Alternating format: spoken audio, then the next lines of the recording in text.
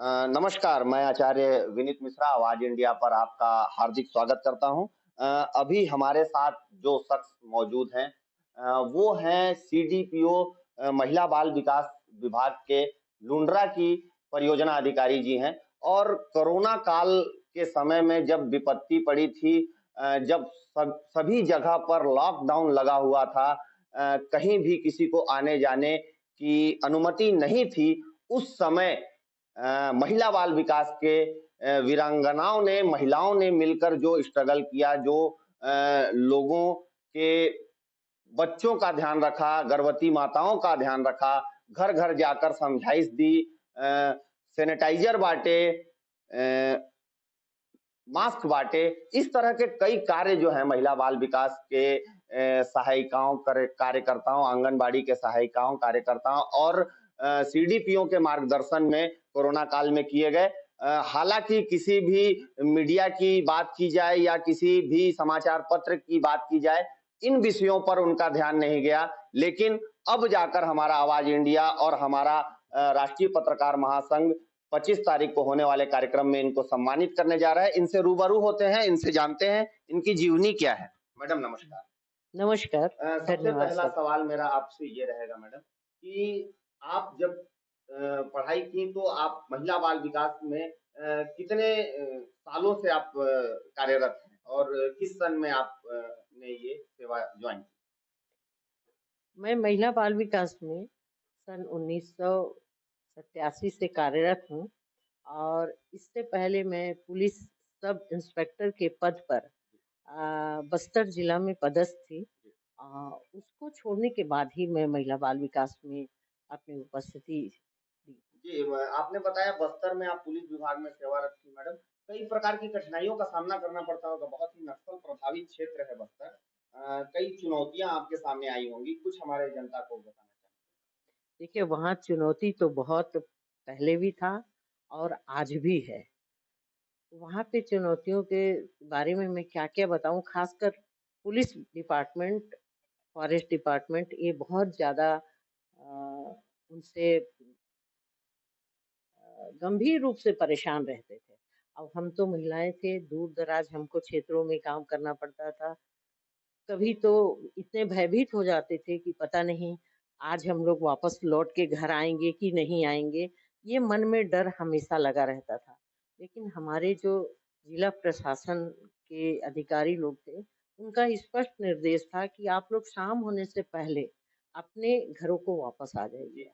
ये महिलाओं को लेकर जो महिला बाल विकास विभाग है, महिलाओं को लेकर और गर्भवती महिलाओं पर विशेष रूप से ध्यान रखता है।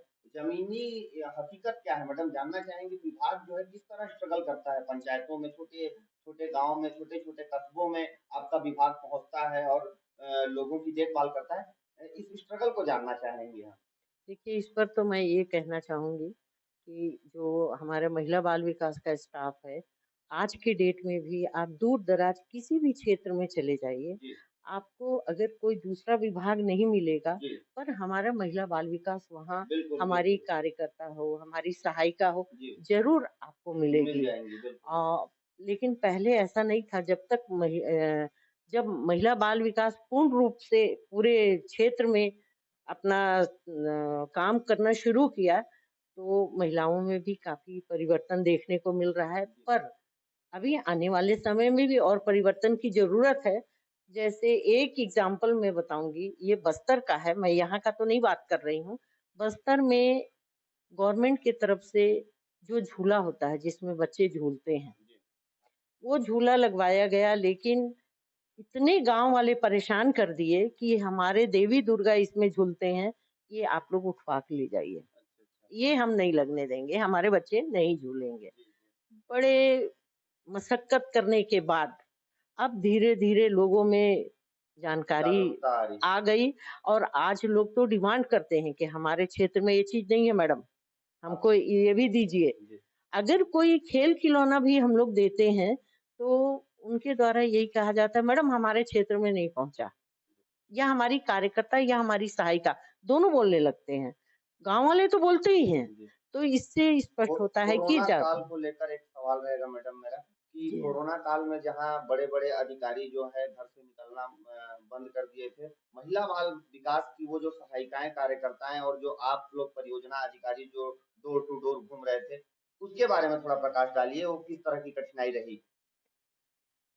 ये तो मैं बताऊँ कि कोरोना काल में बिल्कुल सही है कि लोग घरों से नहीं निकलते थे, लेकिन हम लोग उनके घर-घर तक उनको दवाई देना, उनका जो हमारा रेडी टू ईट जो होता है, पोषण आहार होता है, उनके घरों तक हमारी सहायिकाएँ, हमारी कार्यकर्ता बिना डर, बिना हिचक वो बेचारे पूरे समय काम करते थे, जिसमें हमारे यहाँ मितानिन लोग भी काम किए। कुछ बातें ये भी आई हम लोग के सामने कि मैडम उस समय हम लोग इतना काम किए, अपने ना परिवार को देखे, ना हम अपने बच्चों को देखे, ना अपने आप को देखे जी, और हम लोग काम किए, सबको पुरस्कृत किए, लेकिन हम लोग को नहीं किए। जी, जी। तो भारतीय राष्ट्रीय पत्रकार महासंघ आपको सम्मानित करने जा रहा है कोरोना काल में आपकी उत्कृष्ट सेवा के लिए मैडम। 2 शब्द शुभकामना की भारतीय पत्रकार राष्ट्रीय संघ की। देखिए, ये तो मेरे लिए भी बड़ा गौरव गौरव की बात है कि आप लोग इस चीज़ को समझे, जो आज तक कोई इसके बारे में चर्चा भी नहीं करते थे, कि आप लोग कोरोना काल में कैसे काम किए। लेकिन हम लोग जिस तरह से काम किए हैं मैं उसके लिए भागीदार तो नहीं रहूँगी, लेकिन मेरे जो कार्यकर्ता, मेरी सहायिकाएँ हैं, मेरी पर्यवेक्षक हैं, ये सारे लोग मिलके यदि पुरस्कार मुझे मिलता है, तो मैं ये पुरस्कार के पूरे संपूर्ण रूप से अगर कोई इसके लिए काम किया है, तो मेरा स्टाफ। बहुत-बहुत धन्यवाद।